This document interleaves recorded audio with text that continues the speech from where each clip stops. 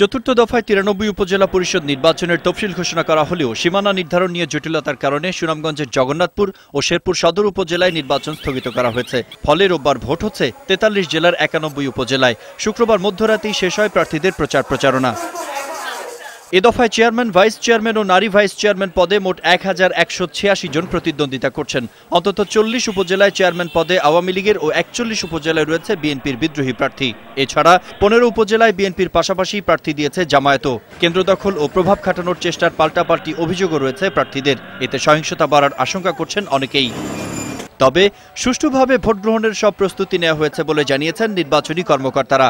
আমরা এই নির্বাচনের জন্য যাবতীয় ব্যবস্থা গ্রহণ করেছি।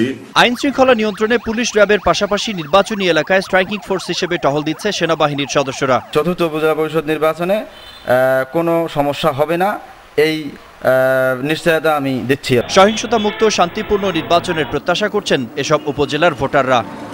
মিঠুন মুস্তাফিজ, বৈশাখী নিউজ।